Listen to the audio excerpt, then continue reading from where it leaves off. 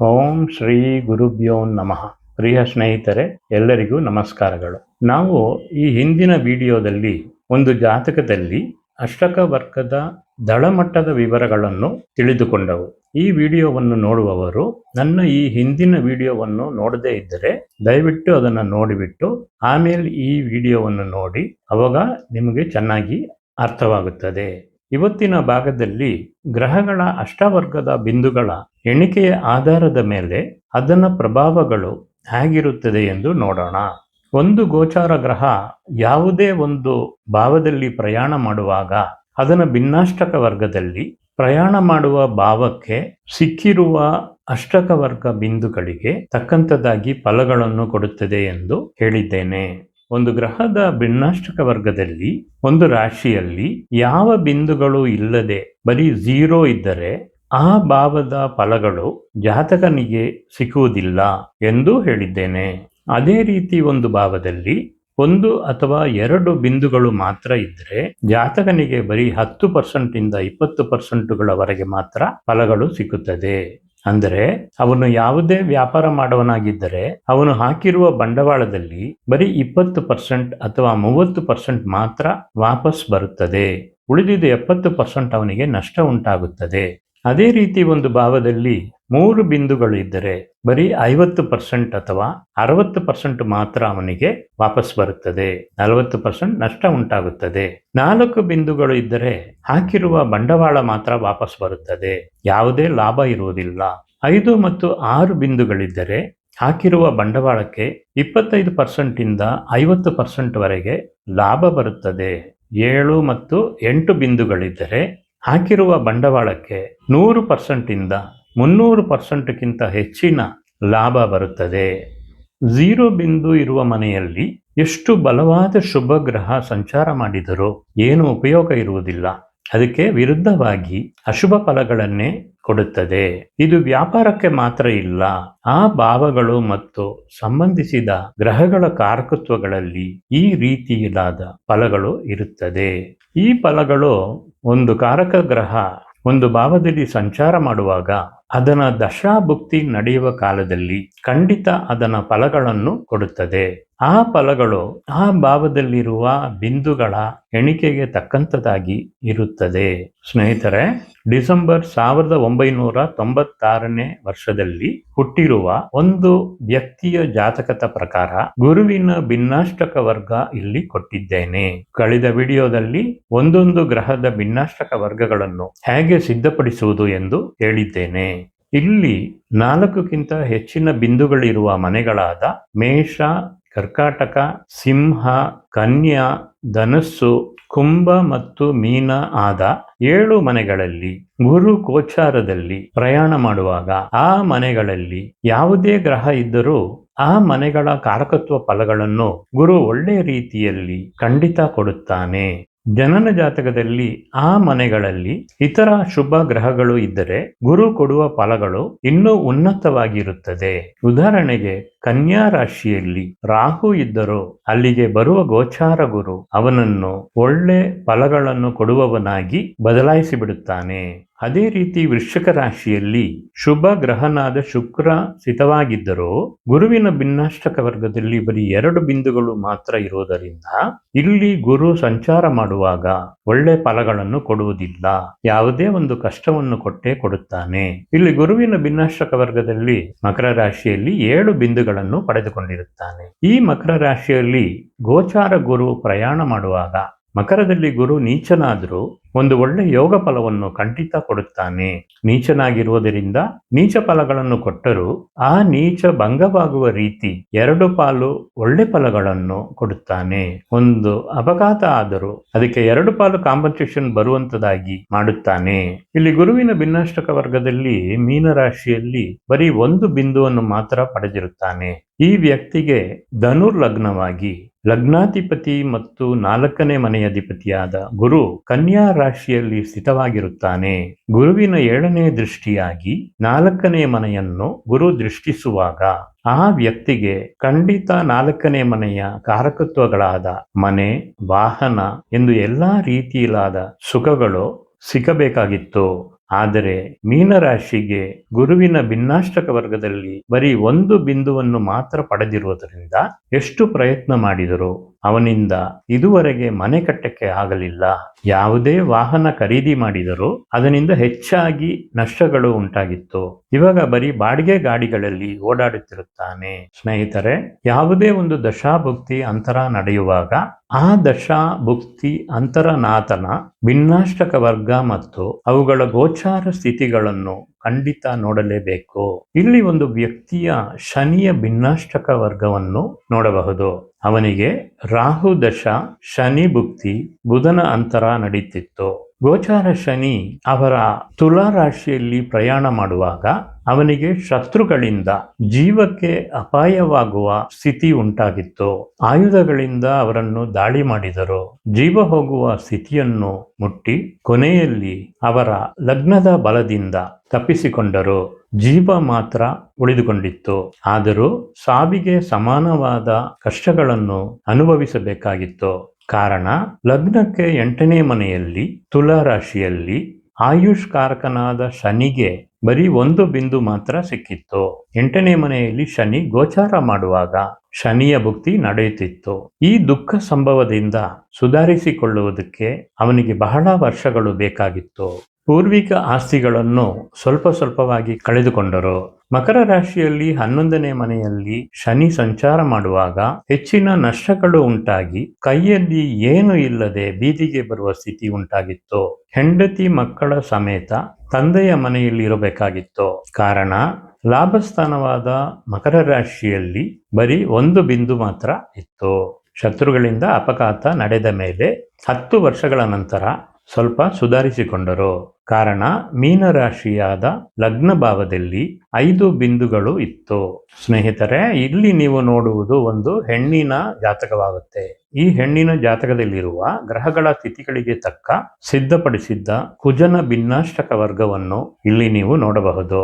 ಕನ್ಯಾ ಲಗ್ನವಾಗಿ ಲಗ್ನಕ್ಕೆ 7ನೇ ಮನೆಯಲ್ಲಿ ಬರೀ ಒಂದು ಬಿಂದು ಮಾತ್ರ ಇತ್ತು. ಆ ಬಿಂದು ಸಹ ಕುಜನಿಗಾಗಿ ಶನಿ ಕೊಟ್ಟಿರುವ ಒಂದು ಬಿಂದು ಆಗುತ್ತದೆ. 7ನೇ ಮನೆಯಲ್ಲಿ ಬಹಳ ಕಡಿಮೆ ಬಿಂದು ಇರುವುದರಿಂದ ಕುಜ ಮತ್ತು ಶನಿಯ ದಶಾಭುಕ್ತಿ ನಡೆಯುವಾಗ ಗೋಚಾರದಲ್ಲಿ ಶನಿ ಅಥವಾ ಕುಜ ಪ್ರಯಾಣ ಮಾಡುವಾಗ ವೈವಾಹಿಕ ವಿಷಯದಲ್ಲಿ ಯಾವುದೇ ಒಂದು ಸಮಸ್ಯೆಯನ್ನು ಖಂಡಿತ ಕೊಡುತ್ತದೆ. ವಿಚ್ಛೇದನ ಉಂಟಾಗಬಹುದು. ಗಂಡ ಹೆಂಡತಿ ಬೇರೆ ಬೇರೆ ಇರಬೇಕಾಗಿದ್ದು ಸ್ಥಿತಿ ಉಂಟಾಗುತ್ತದೆ. ಈ ಹೆಣ್ಣಿಗೆ ಮದುವೆಯಾಗಿ 2 ಗಂಟೆಗಳಲ್ಲಿ ಒಂದು ಮಾದಕ ವಸ್ತುಗಳ ವ್ಯವಹಾರದಲ್ಲಿ ಅವರ ಗಂಡನನ್ನು ಅರೆಸ್ಟ್ ಮಾಡಿ ಕರೆದುಕೊಂಡು ಹೋದರು. ಈ ಹೆಣ್ಣಿನ ಬಾಳಲ್ಲಿ ಮದುವೆಯಾಗಿ 10 ವರ್ಷಗಳಾದರೂ ಇವತ್ತಿನವರೆಗೆ ಗಂಡನ ಜೊತೆ ಇರುವುದಕ್ಕಾಗಲಿಲ್ಲ. ಸ್ನೇಹಿತರೆ, ವಿವಾಹ ವಿಷಯದಲ್ಲಿ ಹೊಂದಾಣಿಕೆ ನೋಡುವಾಗ ದ್ವಾದಶ ಹೊಂದಾಣಿಕೆಯನ್ನು ಬಿಟ್ಟು ಅಷ್ಟಕ ವರ್ಗದ ಪ್ರಕಾರ ಒಂದೊಂದು ಗ್ರಹದ ಬಲವನ್ನು ಇಬ್ಬರ ಜಾತಕದಲ್ಲೂ ಖಂಡಿತ ನೋಡಿ ರುಜುಪಡಿಸಬೇಕು. ವೈವಾಹಿಕ ವಿಷಯದಲ್ಲಿ ಪ್ರಾಮುಖ್ಯವಾಗಿ ಶುಕ್ರ, ಕುಜ, ಸೂರ್ಯ, ಗುರು, ಚಂದ್ರ ಮತ್ತು ಶನಿ ಎಂದು ಎಲ್ಲಾ ಗ್ರಹಗಳ ಬಲಗಳನ್ನು ಖಂಡಿತ ನೋಡಲೇಬೇಕು. ಶುಕ್ರ ಮತ್ತು ಶನಿ ಗಂಡ ಹೆಂಡತಿಯ ದಾಂಪತ್ಯ ಹೊಂದಾಣಿಕೆಯನ್ನು ಗುರುತಿಸುತ್ತದೆ. ಸೂರ್ಯ ಶುಕ್ಲದ ವೀರ್ಯವನ್ನು ಗುರುತಿಸುತ್ತದೆ. ಗುರು ಪುತ್ರ ಭಾಗ್ಯವನ್ನು ಗುರುತಿಸುತ್ತದೆ. ಅದೇ ರೀತಿ ಚಂದ್ರ ಅವರಿಬ್ಬರ ಉತ್ತಮ ಮನಸ್ಥಿತಿಯನ್ನು ಗುರುತಿಸುತ್ತದೆ. ಶನಿ ಅವರ ಆಯು ಮತ್ತು ವೃತ್ತಿ ಉದ್ಯೋಗಗಳನ್ನು ಗುರುತಿಸುತ್ತದೆ. ಲಗ್ನ ಅವರವರ ಆತ್ಮಶಕ್ತಿ, ದೇಹ ಆರೋಗ್ಯ ಮತ್ತು ಇತರ ಬಲಗಳನ್ನು ಗುರುತಿಸುತ್ತದೆ. ರಾಹು ಮತ್ತು ಕೇತು ದಶಾಭುಕ್ತಿ ನಡೆಯುವಾಗ ರಾಹು ಮತ್ತು ಕೇತು ಸ್ಥಿತವಾಗಿರುವ ಮನೆಯ ಅಧಿಪತಿಗಳ ಭಿನ್ನಾಷ್ಟಕ ವರ್ಗವನ್ನು ನೋಡಿ ಅವುಗಳ ಬಲಗಳನ್ನು ನಿರ್ಧರಿಸಬೇಕು. ಕಾರಣ, ರಾಹು ಮತ್ತು ಕೇತು ಯಾವ ಮನೆಯಲ್ಲಿ ಸ್ಥಿತವಾಗಿರುತ್ತಾರೋ ಆ ಮನೆಯ ಅಧಿಪತಿಯ ಅಧಿಕಾರಗಳನ್ನು ಸ್ವೀಕರಿಸಿಕೊಳ್ಳುತ್ತವೆ. ಇಲ್ಲಿ ನೀವು ನೋಡುವ ಸರ್ವಾಷ್ಟಕ ವರ್ಗದಲ್ಲಿ ಮೀನರಾಶಿಯಲ್ಲಿ 23 ಬಿಂದುಗಳನ್ನು ಪಡೆದುಕೊಂಡಿರುತ್ತದೆ. ಅದು ಹೇಗೆ ಬಂತು ಎಂದು ನೋಡುವಾಗ ಸೂರ್ಯನಿಂದ 1 ಬಿಂದು, ಚಂದ್ರನಿಂದ 3, ಕುಜನಿಂದ 3, ಬುಧನಿಂದ 2, ಗುರುವಿಂದ 5, ಶುಕ್ರನಿಂದ 5 ಮತ್ತು ಶನಿಯಿಂದ 4 ಎಂದು ಒಟ್ಟು 23 ಬಿಂದುಗಳು ಇರುತ್ತದೆ. ಗೋಚಾರ ರಾಹು ಮೀನರಾಶಿಯಲ್ಲಿ ಪ್ರಯಾಣ ಮಾಡುವಾಗ ಸರ್ವಾಷ್ಟಕ ವರ್ಗದಲ್ಲಿ ಸೂರ್ಯನಿಂದ ಮೀನರಾಶಿಗೆ ಬರೀ 1 ಬಿಂದುವನ್ನು ಪಡೆದುಕೊಂಡಿರುವುದರಿಂದ ಜಾತಕನ ತಂದೆಗೆ ಕೆಲವು ಸಮಸ್ಯೆಗಳು ಕೊಡುತ್ತದೆ. ಸೂರ್ಯನ ಕಾರಕತ್ವಗಳಲ್ಲಿ ಕೆಲವು ಕೊರತೆ ಇರುತ್ತದೆ. ಚಂದ್ರನಿಂದ ಮೀನರಾಶಿಗೆ ಬರೀ 3 ಬಿಂದುಗಳನ್ನು ಪಡೆದುಕೊಂಡುವುದರಿಂದ ತಾಯಿಗೆ ಕೆಲವು ಸಮಸ್ಯೆಗಳನ್ನು ಕೊಡುತ್ತದೆ. ಅದೇ ರೀತಿ ಕುಜನಿಂದ ಮೀನರಾಶಿ 3 ಬಿಂದುಗಳನ್ನು ಪಡೆದುಕೊಂಡಿರುವುದರಿಂದ ಸಹೋದರರಿಗೆ ಅಥವಾ ಹೆಣ್ಣಿನ ಜಾತಕವಾಗಿದ್ದರೆ ಅವಳ ಗಂಡನಿಗೆ ಕೆಲವು ಸಮಸ್ಯೆಗಳನ್ನು ಕೊಡುತ್ತದೆ. ಬುಧನಿಂದ ಮೀನರಾಶಿ ಬರೀ 2 ಬಿಂದುಗಳನ್ನು ಪಡೆದುಕೊಂಡಿರುವುದರಿಂದ ಶಿಕ್ಷಣದಲ್ಲಿ ಅಥವಾ ಸೋದರ ಮಾವನಿಗೆ ಕೆಲವು ಸಮಸ್ಯೆಗಳನ್ನು ಕೊಡುತ್ತದೆ. ಗುರುವಿಂದ ಮೀನರಾಶಿ 5 ಬಿಂದುಗಳನ್ನು ಪಡೆದುಕೊಂಡಿರುವುದರಿಂದ ಮಕ್ಕಳ ವಿಷಯಗಳಲ್ಲಿ ಒಳ್ಳೆ ಫಲಗಳು ನಡೆಯುತ್ತದೆ. ವರಮಾನದಲ್ಲಿ ಒಳ್ಳೆ ಅಭಿವೃದ್ಧಿ ಇರುತ್ತದೆ. ಅದೇ ರೀತಿ ಶುಕ್ರನಿಂದ ಮೀನರಾಶಿ 5 ಬಿಂದುಗಳನ್ನು ಪಡೆದುಕೊಂಡಿರುತ್ತದೆ. ಗಂಡ ಹೆಂಡತಿಯೊಳಗೆ ಒಳ್ಳೆ ಅನ್ಯೋನ್ಯ ಬಾಂಧವ್ಯ ಇರುತ್ತದೆ. ಎಲ್ಲ ಸುಖಗಳು ಸಿಗುತ್ತದೆ. ಹಣಕಾಸು ವರಮಾನ ಚೆನ್ನಾಗಿರುತ್ತದೆ. ಶನಿಯಿಂದ ಮೀನರಾಶಿ ಬರೀ 4 ಬಿಂದುಗಳನ್ನು ಪಡೆದುಕೊಂಡಿರುತ್ತದೆ. ನಡೆಯುತ್ತಿರುವ ವೃತ್ತಿಗಳಲ್ಲಿ ಹೆಚ್ಚಿನ ಬದಲಾವಣೆಗಳು ಇಲ್ಲದೆ ಹಾಗೆ ನಡೆಯುತ್ತಿರುತ್ತದೆ. ಮೇಷರಾಶಿಯಲ್ಲಿ ಶನಿ 4ಕ್ಕಿಂತ ಕಡಿಮೆ ಬಿಂದುಗಳನ್ನು ಪಡೆದುಕೊಂಡಿದ್ದರೆ ಮೇಷರಾಶಿಯಲ್ಲಿ ಕಳೆದ ರಾಹುವಿನ ಗೋಚಾರ ಅವರಿಗೆ ಕಷ್ಟಗಳನ್ನು ಕೊಟ್ಟಿರಬಹುದು. ಆದರೆ ಇವಾಗ ಮೀನರಾಶಿಯಲ್ಲಿ 4 ಬಿಂದುಗಳು ಇರುವುದರಿಂದ ಆ ಕಷ್ಟಗಳಿಂದ ಬಿಡುಗಡೆಯನ್ನು ನೋಡಬಹುದು. ಆದರೆ ಅದೇ ಮೇಷರಾಶಿಯಲ್ಲಿ ಶನಿ 4ಕ್ಕಿಂತ ಹೆಚ್ಚಿನ ಬಿಂದುಗಳನ್ನು ಪಡೆದಿದ್ದರೆ ಮೇಷರಾಶಿಯಲ್ಲಿ ರಾಹು ಸಂಚಾರ ಮಾಡುವಾಗ ಹೆಚ್ಚಿನ ಸುಖಗಳನ್ನು ಅನುಭವಿಸಿರುತ್ತಾರೆ. ಆ ಸುಖಗಳು ಇವಾಗ ಮೀನರಾಶಿಯಲ್ಲಿ ರಾಹು ಸಂಚಾರ ಮಾಡುವಾಗ ಕಡಿಮೆಯಾಗಿ ಕಷ್ಟಗಳನ್ನು ಅನುಭವಿಸಬೇಕಾಗಿರುತ್ತದೆ.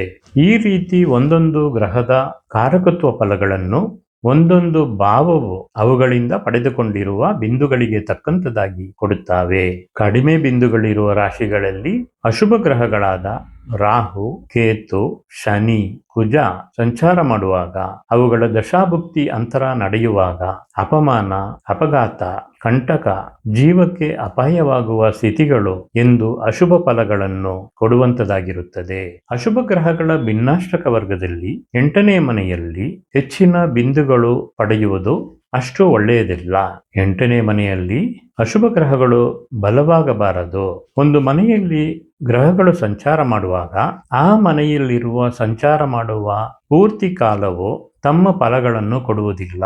30 ಡಿಗ್ರಿಗಳಿರುವ ಒಂದು ಮನೆಯಲ್ಲಿ ಒಂದೊಂದು ಗ್ರಹವು ಇಲ್ಲಿ ತೋರಿಸಿದ ರೇಖಾಂಶಗಳಲ್ಲಿ ಪ್ರಯಾಣ ಮಾಡುವಾಗ ಮಾತ್ರ ಆ ಭಾವದ ಫಲಗಳನ್ನು ಕೊಡುತ್ತವೆ.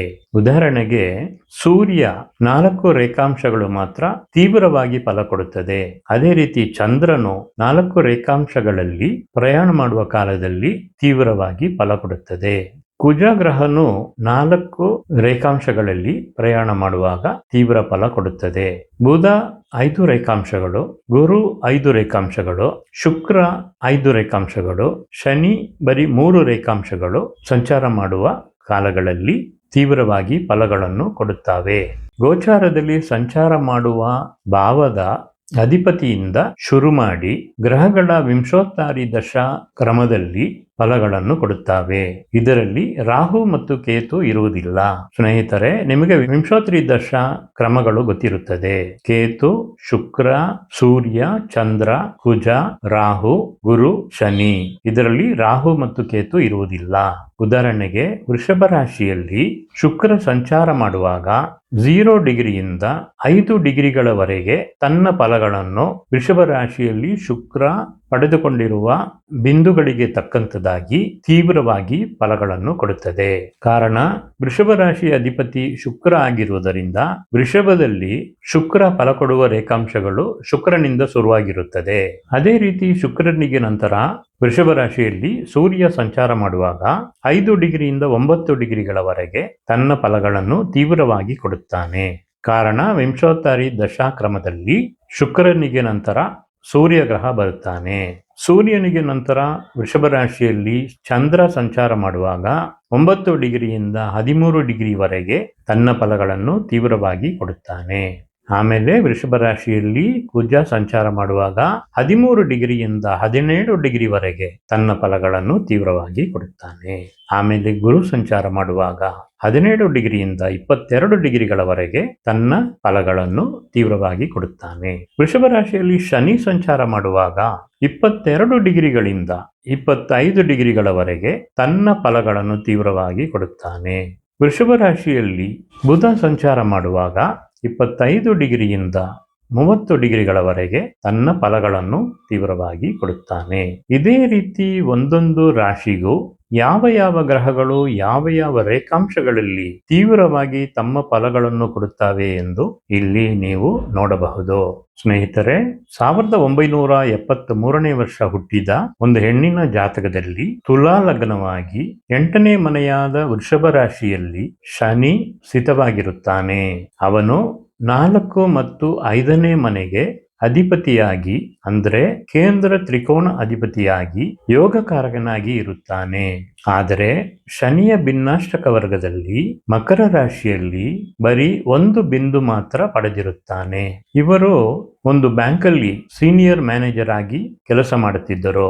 ಮದುವೆ ಪ್ರಾಯದಲ್ಲಿ ಮದುವೆ ಆಗಲಿಲ್ಲ.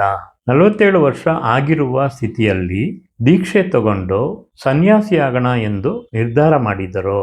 ಆ ಸಮಯದಲ್ಲಿ ಇವರಿಗಿಂತ 19 ವರ್ಷ ಕಡಿಮೆ ಇರುವ ಒಂದು ವ್ಯಕ್ತಿ ಬ್ಯಾಂಕ್ ಕಸ್ಟಮರು ಇವರೊಟ್ಟಿಗೆ ಮಾತಾಡಿ ಇವರನ್ನು ಹೊಗಳಿ ಕೊನೆಯಲ್ಲಿ ಮದುವೆ ಮಾಡಿಕೊಳ್ಳೋಣ ಎಂದು ಪ್ರಪೋಸ್ ಮಾಡಿದರು.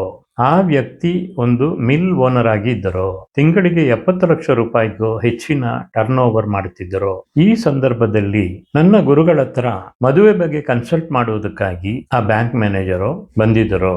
ಅವಾಗ ನನ್ನ ಗುರುಗಳು ಆ ಜಾತಕರಿಗೆ ಗೋಚಾರ ಶನಿ ಜನವರಿ 2020ರಲ್ಲಿ ಮಕರ ರಾಶಿಗೆ ಬದಲಾವಣೆಯಾಗುತ್ತಾನೆ. ಈ ಸಮಯದಲ್ಲಿ ಸುಖ ಸ್ಥಾನವಾದ ಮಕರ ರಾಶಿಯಲ್ಲಿ ಬರೀ 1 ಬಿಂದು ಮಾತ್ರ ಇದ್ದು ಬಲಹೀನವಾಗಿದೆ. ಅಲ್ಲಿಗೆ ತನ್ನ ಸಂಚಾರವನ್ನು ಶುರು ಮಾಡುವ ಶನಿ 0 ಡಿಗ್ರಿಯಿಂದ 3 ಡಿಗ್ರಿವರೆಗೆ ತನ್ನ ಫಲಗಳನ್ನು ತೀವ್ರವಾಗಿ ಕೊಡುತ್ತಾನೆ. ಮತ್ತು ಶನಿ ಯೋಗಕಾರಕನಾದರೂ 8ನೇ ಮನೆಯ ಫಲಗಳನ್ನು ತೀವ್ರವಾಗಿ ಕೊಡುತ್ತಾನೆ. ಅಪಮಾನ, ಮಾಂಗಲ್ಯ ವಿಷಯದಲ್ಲಿ ಸಮಸ್ಯೆಗಳು ಎಂದು ಇರುತ್ತದೆ. ಆದ್ದರಿಂದ ಒಂದು 50 ದಿನಗಳು ಅಥವಾ 2 ತಿಂಗಳು ಬಿಟ್ಟು ನೀವು ಮದುವೆ ಮಾಡಿಕೊಳ್ಳುವ ವಿಷಯವನ್ನು ಮುಂದಾಕಿ. ಇವಾಗ ಏನು ಡಿಸೈಡ್ ಮಾಡಬೇಡಿ ಎಂದು ಹೇಳಿ ಕಳಿಸಿದ್ದರು. ಆದರೂ ಅವರು ಕೇಳದೆ ಮದುವೆ ಮಾಡಿಕೊಂಡರು. ಮದುವೆಯಾಗಿ 1 ತಿಂಗಳ ನಂತರ ಆ ವ್ಯಕ್ತಿ ನಿಮ್ಮ ಜೊತೆ ದಾಂಪತ್ಯ ವಿಷಯಗಳಲ್ಲಿ ನನ್ನಿಂದ ಅಷ್ಟು ಅನುಸರಿಸಿ ಹೋಗುವುದಕ್ಕೆ ಆಗುವುದಿಲ್ಲ ಎಂದು ಹೇಳಿ ಬಿಟ್ಟು ಹೋಗಿಬಿಟ್ಟರು. ಆಮೇಲೆ ಮನೆಗೆ ಬರಲೇ ಇಲ್ಲ. ಈ ರೀತಿಯಾದ ವಿಷಯಗಳನ್ನು ನಾವು ಅಷ್ಟಕ ವರ್ಗ ಕುಂಡಲಿಗಳಿಂದ ತಿಳಿದುಕೊಳ್ಳಬಹುದು. ಸ್ನೇಹಿತರೆ, ಈ ಅಷ್ಟಕ ವರ್ಗ ಬಿಂದುಗಳನ್ನು ಷೋಡಶ ವರ್ಗ ಕುಂಡಲಿಗಳಲ್ಲೂ ಅಪ್ಲೈ ಮಾಡಿ ಫಲಗಳನ್ನು ನಿರ್ಧರಿಸಬಹುದು. ಅದೇ ರೀತಿ ನಮ್ಮ ಜೀವನದ ಒಂದೊಂದು ಸಂಭವಗಳಿಗೂ ಅಂದರೆ ಶಿಕ್ಷಣ, ಉದ್ಯೋಗ, ವೃತ್ತಿ, ಭೂಮಿ ಖರೀದಿ ಮಾಡುವುದು, ಮನೆ ಕಟ್ಟುವುದು, ಮದುವೆಯಾಗುವುದು, ಮಕ್ಕಳಾಗುವುದು, ಆರೋಗ್ಯದ ಸ್ಥಿತಿ, ಯಾರ್ಯಾರು ಮಿತ್ರರಾಗಿರುತ್ತಾರೆ, ಯಾರ್ಯಾರು ಶತ್ರುಗಳಾಗಿರುತ್ತಾರೆ, ವಿದೇಶ ಜೀವನ ಎಂದು ಪ್ರತಿಯೊಂದು ವಿಷಯಗಳ ಬಗ್ಗೆ ನಾವು ಅಷ್ಟಕ ವರ್ಗದ ಮೂಲಕವಾಗಿ ನಿಖರವಾಗಿ ತಿಳಿದುಕೊಳ್ಳಬಹುದು. ಆ ಸಂಭವಗಳು ಯಾವ ಯಾವ ಕಾಲದಲ್ಲಿ ನಡೆಯುತ್ತವೆ ಎಂದು ತಿಳಿದುಕೊಳ್ಳಬಹುದು. ಯಾವುದೇ ಒಂದು ಶುಭ ಕಾರ್ಯ ಮಾಡುವಾಗ ನಾವೇ ಒಳ್ಳೆಯ ಮುಹೂರ್ತವನ್ನು ನಿರ್ಧರಿಸಬಹುದು. ಆದ್ದರಿಂದ ಸ್ನೇಹಿತರೆ, ಇನ್ನು ಮುಂದಿನ ವಿಡಿಯೋಗಳಲ್ಲಿ ಇಲ್ಲಿ ಹೇಳಿದ್ದ ಎಲ್ಲಾ ವಿಷಯಗಳನ್ನು ಉದಾಹರಣೆ ಜಾತಕಗಳೊಟ್ಟಿಗೆ ತಿಳಿದುಕೊಳ್ಳೋಣ. ಸ್ನೇಹಿತರೆ, ಈ ವಿಡಿಯೋವನ್ನು ಇಲ್ಲಿಯವರೆಗೆ ನೋಡಿದ್ದಕ್ಕೆ ಧನ್ಯವಾದಗಳು. ಈ ವಿಡಿಯೋ ನಿಮಗೆ ಇಷ್ಟ ಆಗಿದ್ದರೆ ಲೈಕ್ ಬಟನ್ ಅನ್ನು ಒತ್ತಿ ನನ್ನ ಈ ಚಾನೆಲ್ಗೆ ಸಬ್ಸ್ಕ್ರೈಬ್ ಮಾಡಿ. ಈ ಲಿಂಕ್ ಅನ್ನು ನಿಮ್ಮ ಸ್ನೇಹಿತರುಗಳಿಗೆಲ್ಲ ಕಳಿಸಿ. ಎಲ್ಲರಿಗೂ ಉಪಯೋಗವಾಗಲಿ. ಎಲ್ಲರಿಗೂ ಶುಭವಾಗಲಿ. ನಮಸ್ಕಾರ. ಸರ್ವೇ ಜನ ಸುಖಿನೋ ಭವಂತು.